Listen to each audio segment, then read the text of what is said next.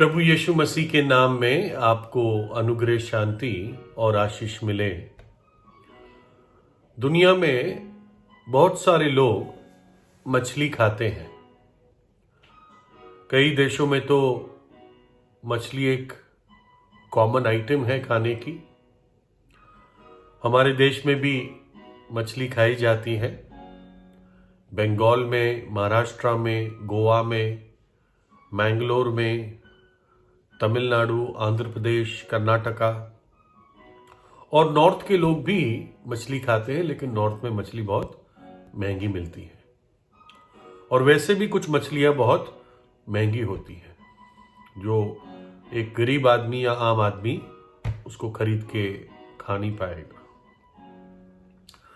Bible में कुछ मछली के बारे में लिखा है। लय व्यवस्था 11 अध्याय 9 से 12। फिर जितने जल जंतु हैं उनमें से तुम इन्हें खा सकते हो, अर्थात समुद्र या नदियों के जल जंतुओं में से जितने के पंख और चोंयटे होते हैं उन्हें खा सकते हो।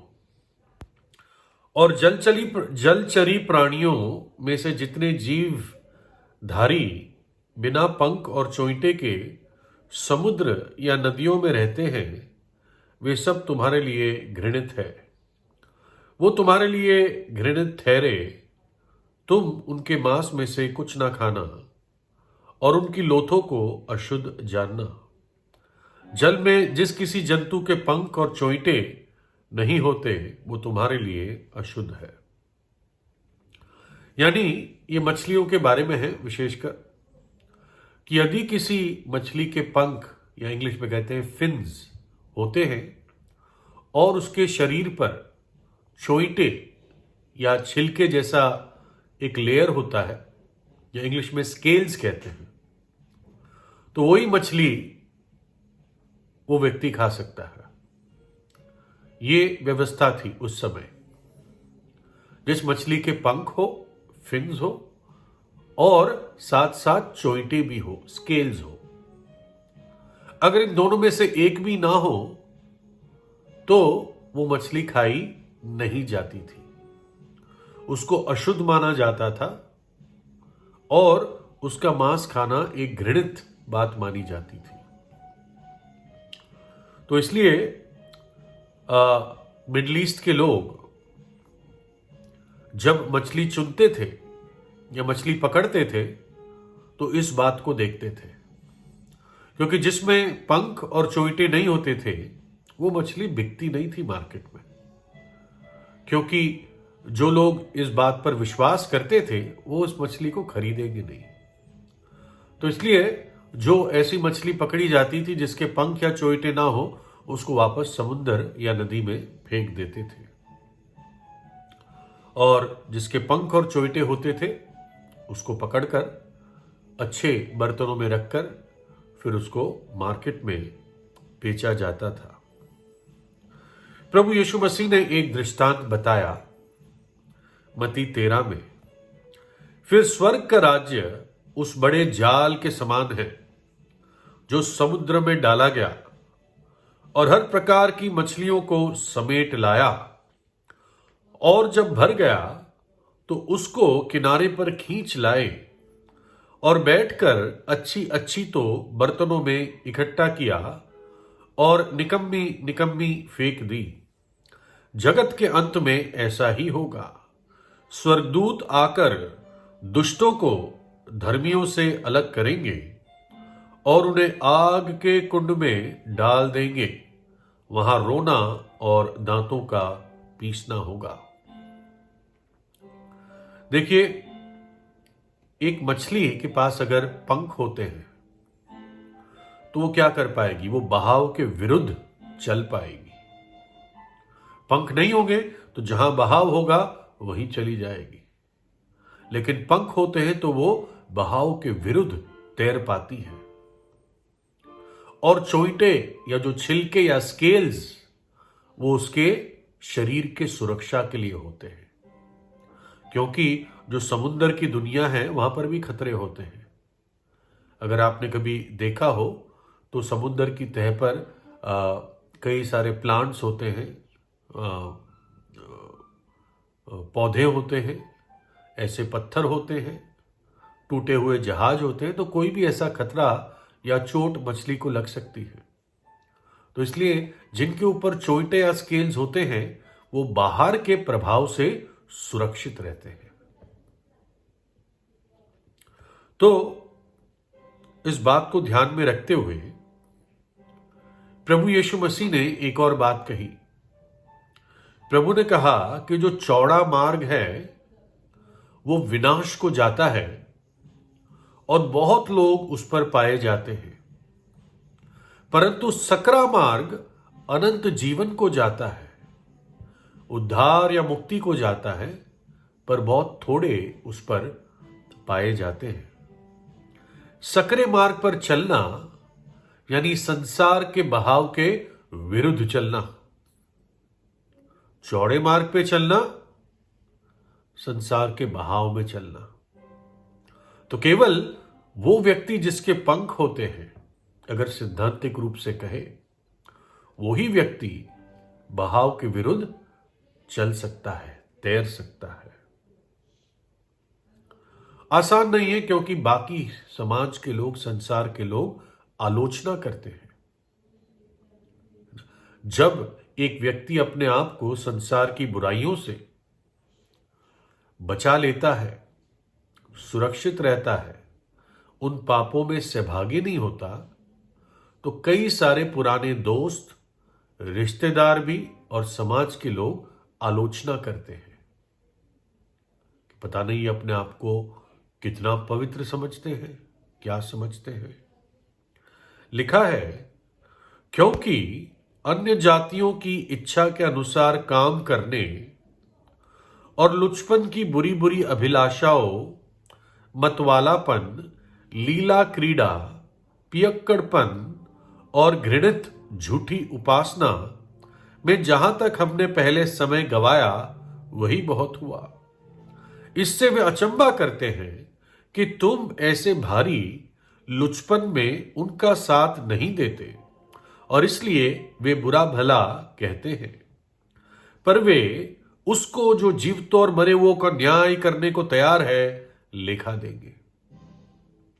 जब तुम लोगों के बुरी अभिलाषाओं में, लुचपन में, मतवालेपन में, लीला क्रीड़ा में, पियक्कड़पन में, गालियों में, दूसरे की बुराइयों करने में, झूठी उपासना करने में अगर तुम उनका साथ नहीं दोगे तो वो अचंभा करेंगे, अरे अब क्यों नहीं करते, ये पहले तो करते थे, क्या समझते अपने आप को,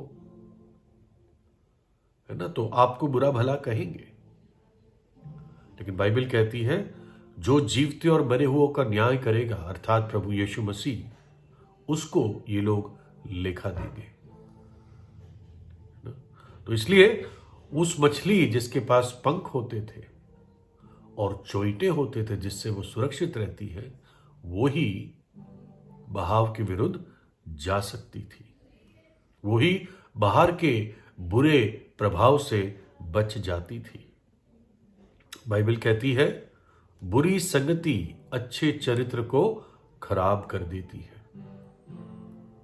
और खुशी की बात यह है, प्रभु यीशु मसीह एक पापी को दोनों चीजें देता है, पंख भी देता है और चोइटे भी देता है, ताकि संसार के बुरे बहाव के विरुद्ध वो चल सके।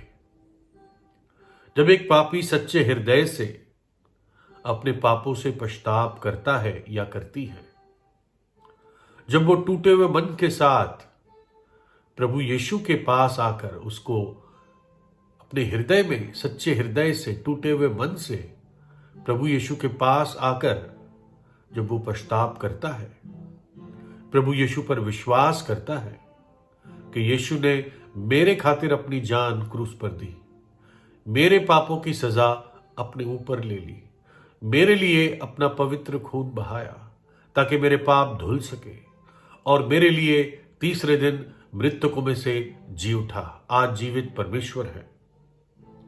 जब एक पापी ऐसा विश्वास करता है तो प्रभु यीशु का लहू उसको शुद्ध कर देता है।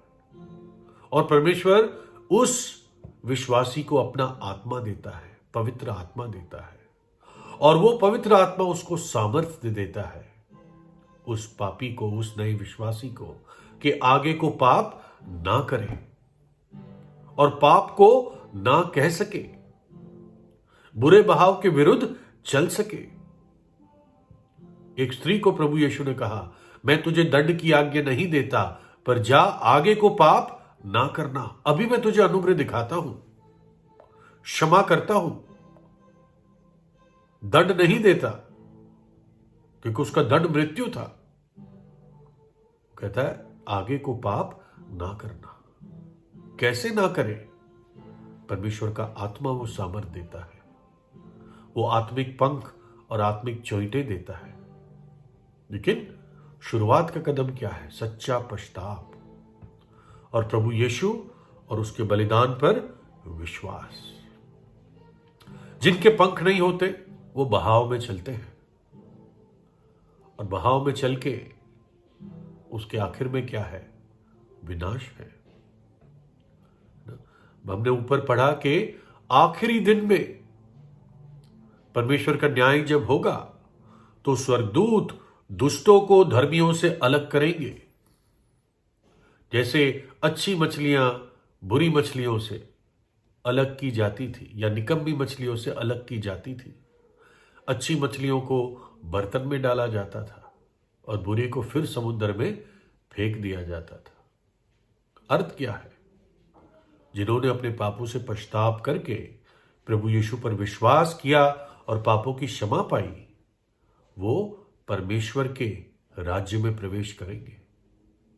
और जिन्होंने पाप को चुना, प्रभु यीशु के प्रेम को ठुकरा दिया और पापों की क्षमा नहीं पाई, तो पापों की सजा, पापों की मजदूरी तो मृत्यु ही है। वो उस समुद्र में, उस आग की झील में डाल दिए जाएंगे, जहां पर रोना और दांतों का पीसना है। इसलिए समय यह है, न्याय आने वाला है, प्रकोप इस पूरे संसार पर आने वाला है। बाइबल इस बात को बहुत स्पष्टता से कहती है। समय ये है, अभी है, आज है, कि हम अपने संबंध परमेश्वर के साथ, जो पूरे जगत का न्यायी है, उसके साथ ठीक कर लें। और वो पश्चाताप से शुरू होगा। जो अपने पापों को मानेगा और त्यागेगा, वो दया पाएगा। तो प्रभु यीशु से आज ही प्रार्थना करें, प्रभु यीशु आपको आशीष दे।